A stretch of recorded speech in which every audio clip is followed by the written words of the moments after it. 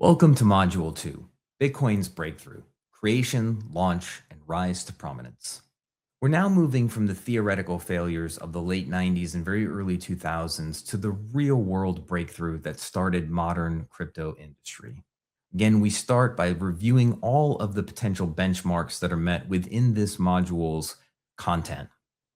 So if you're teaching computer science, personal finance, this covers the gamut. And you can also check out the crosswalk that shows additional benchmarks that are met throughout many of the modules in the seminar. The 2008 financial crash was the catalyst for Bitcoin. There was a global financial crisis that shook trust in traditional banking systems. Many institutions were failing or needed government bailouts. People searched for alternatives to manage and transfer value. And there was a growing demand for a system that was not reliant on centralized control. Very famously, in the very first Bitcoin Genesis hash of the very first block that was ever produced on the blockchain, took a famous headline from the London Times in January of 2009, talking about the chancellor being on the brink of bailing out the banks, as if Satoshi Nakamoto was providing a hidden message as it began the Bitcoin network. So what is Bitcoin? Bitcoin is the first decentralized cryptocurrency to successfully work. It launched in January of 2009, and it allowed for peer-to-peer digital money to exist with no central bank. Blockchain effectively ensures security and transparency because it's a type of ledger that is completely distributed and relies on hundreds, thousands of nodes to all agree on consensus for what the activity is happening on the chain. Now, this module nor any of this seminar is meant to be very technical about blockchain technology, and we will discuss it from time to time. But for the most part, we're just looking at the history of Bitcoin, cryptocurrency, and other digital assets. Bitcoin famously had a fixed supply that's 21 million Bitcoin. And so there's no inflation. And it's divisible into smaller units, which are called Satoshis. So how blockchain powers Bitcoin effectively is, as I described, a distributed ledger. So it's completely decentralized. Rather than having one record-keeping instrument living on a sole server, you now have a ledger that is kept across numerous nodes all over the world. In the case of Bitcoin, a block is a package of data that is created every 10 minutes. So as one block comes into being, the next block connects to the previous one, the third block connects to the second, the fourth to the third, and so on. And all the way down this chain, you can always find the history of what data was produced in any given block, which makes Bitcoin incredibly transparent. Now, this technology is run all over the globe with Bitcoin miners. Again, there are thousands upon thousands of nodes that are racing to solve the next hash and unlock the Bitcoin reward. And in so doing, they're packaging up that data and making sure that all of the miners agree on that particular block data. So the Bitcoin basics, as I kind of alluded to, is you have mining, which are just these computers that are trying to solve incredibly difficult cryptographic hashes. And by unlocking the block and packaging the data into it, those miners then receive a reward, which is Bitcoin. And so this is largely done by major corporations at this point now, where big companies have amassed a lot of mining power and they run farms all over the world. Transactions is just simply sending BTC to an address and it's permanently recorded. This is called a UTXO, or unspent transaction output. And every time this crosses hands on chain between different addresses, this is recorded on that digital letter and it becomes a permanent part of the record of the blockchain. The transactions are also irreversible. Wallets are what are used to store private keys, the part of the wallet that is effectively hidden and allows you to sign transactions on behalf of the public address. Hot wallets are ones that are easily accessible. They might be apps built into a browser. They're convenient, but they're less secure. Where cold wallets are usually either something that's stored on paper or maybe is just a piece of hardware. And these are far less convenient, create a lot of friction, but they're much more safe and secure.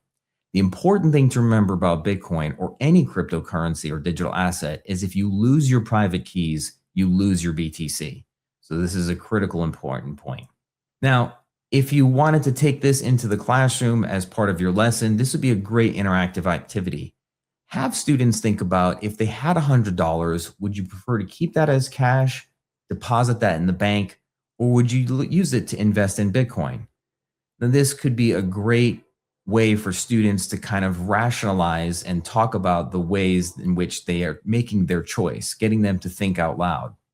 So discuss the benefits and risks of each of these particular savings modalities. Now, in the early days in launch, it was released as open source software back in 2009. Many early Bitcoin proponents simply ran this on their computer in the background, and they were mining blocks and every 10 minutes, sometimes receiving 50 Bitcoins. This eventually was reduced through the halving schedule. So this early adoption was largely driven by tech enthusiasts and online communities. Slowly over time, the hardware got better because some early enthusiasts found that running GPUs or graphic processing units were more efficient than using the CPU power. And eventually this worked its way up to what are called ASICs, which are application-specific integrated circuits that do only one thing. So the first real-world purchase, believe it or not, happened right here in Florida, in Jacksonville. Back in 2010, a man named Lorenzo effectively used his credit card to purchase someone 2 pizzas from Papa John's. They even have a plaque on the wall at that particular Papa John's in Jacksonville, Florida. So the person who effectively paid for the pizza, Lorenzo sent 10,000 Bitcoins in order to have those 2 pizzas delivered. And this is widely known and celebrated in May as Pizza Day, because it was the first true economic transaction between 2 peers. So how did you actually buy a pizza? I just posted on the forum. I said, if anybody's interested, I'm offering 10,000 Bitcoins in exchange for some pizza. And somebody there said, hey, I'll take you up on that offer. So I sent him the 10,000 Bitcoin. I said, okay, here it is. I'm waiting for my pizza. And, he phoned it in, he paid with his credit card, and the pizza showed up at my door. Here you can see the original pizzas, and that's my daughter's hand. She was a year old.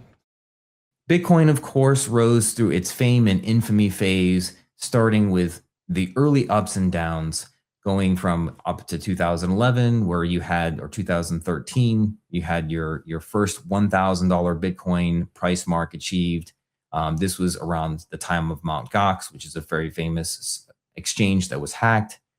Then, of course, that was hacked the following year. Roughly 70% of Bitcoin trades were just lost to bankruptcy. And in the early years, too, even before that, you had a lot of the dark web, Silk Road. And so Bitcoin was not really trusted by virtually anyone, much like we saw with the adoption curve of many other technologies early on. And then in 2017, it reached its first major global peak where people were sitting around the Thanksgiving table all talking about Bitcoin, and it got as close to $20,000 in December of that year.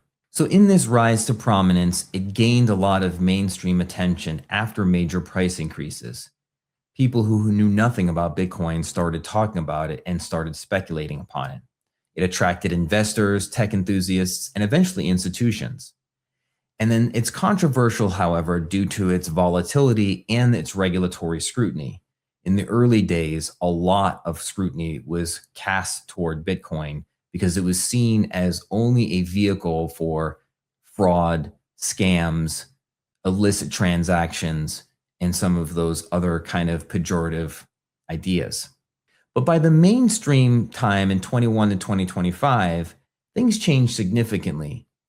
There was a significant rise in crypto again in 2021. Bitcoin hit a new all-time high of just shy of $70,000. Tesla and MicroStrategy start acquiring it, adding it to their balance sheet. El Salvador adopts Bitcoin. In 2022, there were more challenges such as the FTX crash, as well as El Salvador getting some grief from the World Bank and the IMF. And then in 2024, we had the next halving, which is when the halving supply is cut in half as Bitcoin miners earn their rewards. And so we saw the SEC approving spot ETFs or exchange traded funds. So many of these funds continue to then buy up Bitcoin to store it into the exchange traded fund or the ETF. We also had MicroStrategy expand its holdings. They now own close to 800,000 Bitcoin. And then in 2025, it reached its most local top at $126,000 and certainly got even more attention because of growing institutional investment, with major institutional players now taking part in Bitcoin. So the key takeaways from Bitcoin at this stage are decentralized money could actually work, and it was outside of traditional banks. Blockchain gives us security and transparency, and then it expands financial inclusion. In many parts of the world where unbanked live, they use Bitcoin as a network to transfer value back and forth in the form of remittances, for instance. It's a hedge against inflation and currency risks. And then it drives innovation and new business models. So for instance, we're seeing now early adopters who are allowing Bitcoin to be used as collateral to get a house loan. It's exciting, but it's also risky. And so we need to know the trade-offs, and that's something we'll get into in detail in later modules as well. So thinking about different kinds of activities to do with your students, you have a range here to look through, or if you're a parent at home who's homeschooling children, you could have great discussions around some of these activities as well. And we'll continue our journey in Module 3.